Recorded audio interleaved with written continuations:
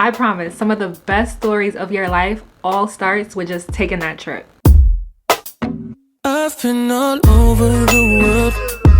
Hey Travel Baes, it's Shanice, your favorite travelista. This is the first video on this channel. I'm super excited to start this channel. This channel will be the hub of all things travel, everything from travel tips, travel updates, travel adventures, and so much more.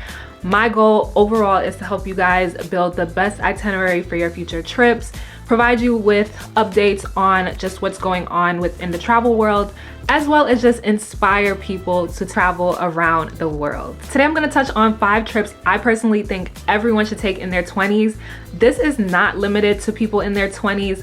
However, I do know as you get older, you take on a lot more responsibilities with things, whether it's work or kids or having a house or just extra responsibilities that just comes with being a grown adult. Whether you're planning your first big trip or you're just looking for inspiration for your next getaway, this list is for you.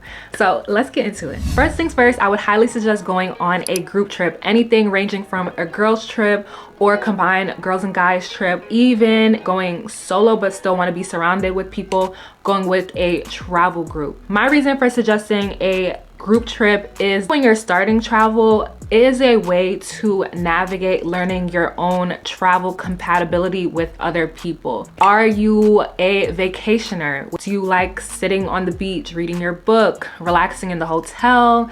Maybe not doing as much excursions, but just genuinely relaxing? Or are you somewhat of a traveler? Do you like waking up early? Do you like doing excursions? Or maybe you're a mix of both. Learning this travel compatibility with other people around you is very, very huge, especially for people who want to get more into traveling. It allows you to learn who you can and cannot travel with. And it's just also fun, especially as you get older. A lot of the times you're not able to spend time with your friends every day due to work and just other time scheduling issues.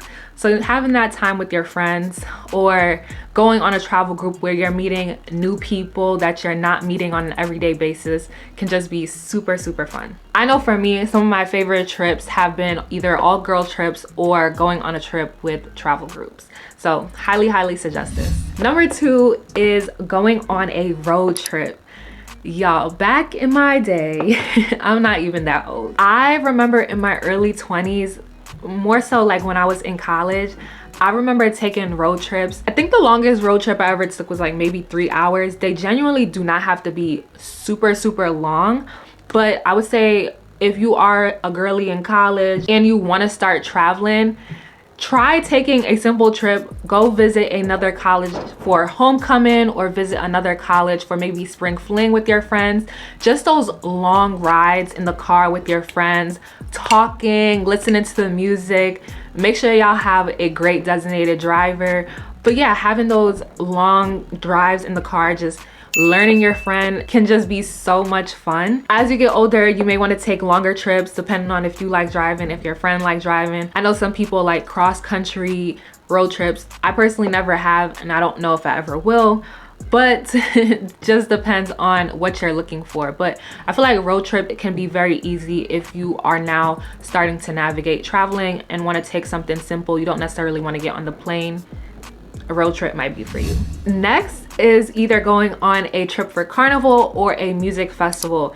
I love these type of trips. They're such high energy trips, but you also have to know, depending on which one you're going to, you won't be getting that much sleep, especially for the carnival ones. There's always a fete, there's always an event, there's always something going on. But I definitely think it's an event that everyone should take the earlier they are in life, because baby, the lack of sleep that your body will be getting only gets worse. The older you get, you feel it way more on your body. Trust me, I know. Earlier this year, I had the pleasure of visiting Trinidad for Carnival, and when I say I had a time was had. I got to go with Epic Carnival Experience. I will put their information in case you are looking to go to Trinidad next year. But yeah, I had the pleasure of going, and it was such a renewing feeling for me because I'll go to the Caribbean so many times, but it really just renewed my love for the Caribbean food, Caribbean music, just everything that they offered within carnival season. Like the fetes, the events, everything. It was just so much fun. And later this summer, I am visiting Barbados, my home, for crop over, and I will be playing in crop over for the first time with the costume and everything. So I'm super excited, and I honestly feel like everyone should have that experience. Just being able to dress up in a costume, experience the culture, respect the culture. I know some people also even love carnivals like Brazil. So yeah, I think everyone should be able to try this in their youth, so long as you respect the culture. And then on the other hand, with music festivals such as like Coachella, Lollapalooza, Summer Jam, Summerfest, Afropunk, there's a lot more that I may be forgetting, but even just these big music festivals, I know sometimes they have like a 3-day fest where there's Friday, Saturday, and Sunday. And a lot of the times people are experiencing their favorite artists for the first time. So these high energy events, carnival and music festivals, is a trip that I think people should definitely take while in their 20s. Number 4 is a solo trip. Sometimes solo trip gets a good rep and sometimes it gets a bad rep. But honestly, I think this is a trip everyone should explore at least once. I have still yet to get around to this, even though I really want to. I think I just need to jump and take that risk. Sometimes solo trips get a bad rep, especially for us women, just because we have this scared mindset of going places alone because the world can just be super unsafe for us. Rightfully so, having that like scared mindset. But solo trips can also be super empowering. I've heard people talk about how, you know, your time is your time. You can wake up and do things how you want to do it without having to depend on the opinion of someone else. You can wake up in the morning super early. You can lay in bed until super late. You can do the activities you want to do. You can spend the amount of money you want to spend. And just hearing that empowers me and makes me want to take a solo trip on my own. You don't have to do somewhere very far. You can take a solo trip maybe to a city next door from you, whether you're in New York and do a solo trip in DC, whether you're in Atlanta and maybe take a solo trip to North Carolina. Or if you want to go big and go home, maybe you're in one country and solo trip in another.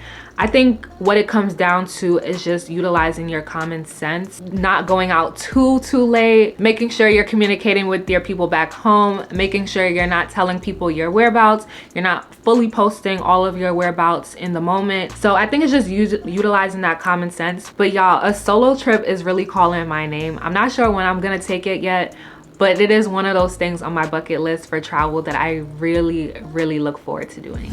And the last suggestion is a multi-city adventure. Y'all, back when I was in college, I studied abroad in Italy. Yes, study abroad is what really started my love for traveling. For the college girlies, take advantage of studying abroad. You have all the time in the world in college to utilize. Going to Italy allowed me to travel to multiple cities within it. Although I stayed in Florence, I got to go to Rome, Pisa, Venice, and just experiencing all these parts of Italy, experiencing their cultures, meeting new people, trying new foods. It was just a fun way to travel. And a lot of the times travel can seem very expensive, but having those multi-city adventures where they're pretty close in proximity, they aren't really as expensive as you think.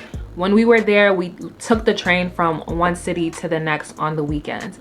So highly suggest multi-city adventures. You can check off more places on your bucket list in a shorter period of time, all while experiencing new cultures, meeting new people, and maybe even learning, you know, some new words from other languages as well. And that wraps up the 5 trips I think every person should take within their 20s.